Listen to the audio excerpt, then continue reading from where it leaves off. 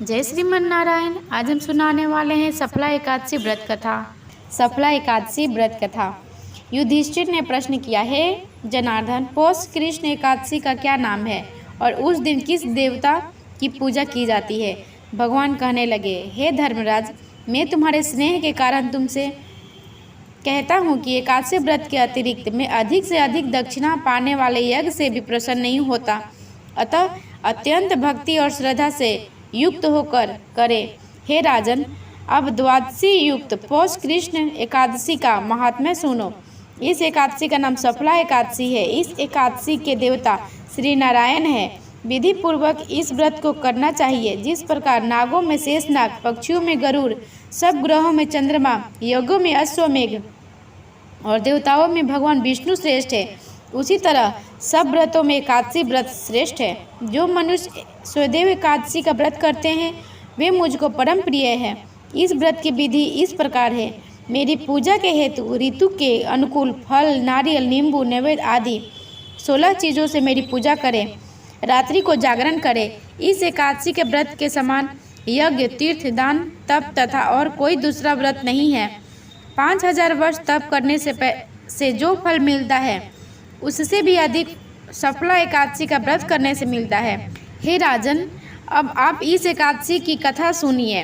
चंपावती नगर में एक महिष्मान नाम का राजा राज्य करता था।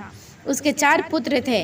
उन सब में लुम्पक नाम वाला बड़ा राजपुत्र महापापी था। वह पापी सदा पर स्त्री तथा वेश्यागमन और दूसरे बुरे कर्मों में अपने पिता का धन नष्ट करता तथा स्वयं ही देवता, ब्राह्मण और वैष्णवों की निंदा किया करता था।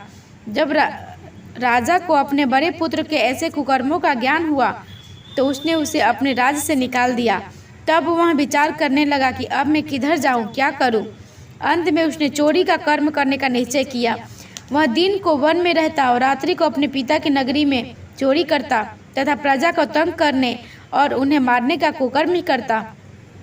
कुछ समय पश्चात सारी नगरी भयभीत हो गई। वह वन में रहकर पशु आदि मारकर खा जाता। जनता के लोग और राज्य कर्मचारी उसके इन कुकर्मों के कारण पकड़कर भी राजा के भय से छोड़ देते। उसी वन में एक अत्यंत प्राचीन विशाल पीपल का वृक्ष था। उसी वृक्ष के नीचे वहाँ महापापी लुम्पक रहता था। इस वन को लोग देवताओं का क्रीड़ा स्थल मानते थे।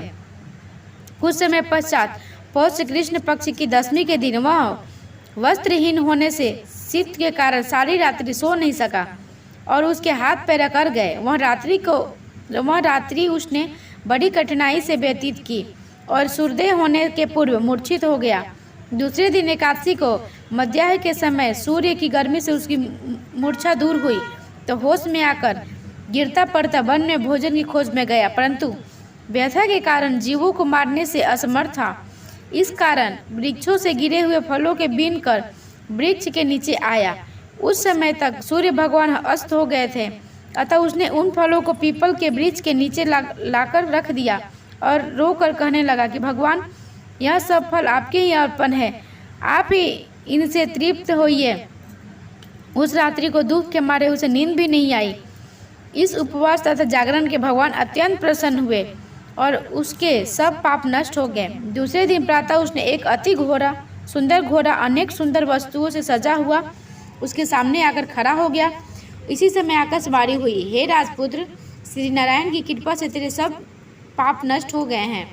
अब तू अपने पिता के पास जाकर राज्य प्राप्त कर।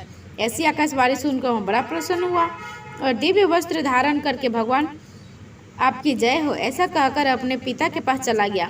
उसके पिता ने बड़ी प्रसन्नता से उसके समस्त राज्यभार सौंपकर वन को चला गया। अब लुम्पक शस्त्रानुसार राज्य करने लगा। उसके स्त्री, पुत्र आदि सारा कुटुंब ही नारायण का परम भक्त हो गया तथा वृद्ध होने पर वह भी अपने पुत्र को राज्य का कार्य सौंपकर तपस्या करने के लिए वन में चला गया और अंत में वैकुंठ को प्राप्त हुआ।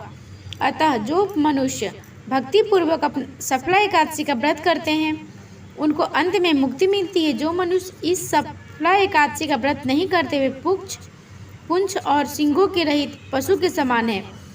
इस सफला एकादशी के महात्म्य के पढ़ने तथा श्रवण करने से मनुष्य को अश्वमेध यज्ञ प्राप्त होता है। इस दिन तिल और गुड़ का सगार लिया जाता है। दूध से बनी मिठाइयाँ, फल और मेवा भी ली जाती है।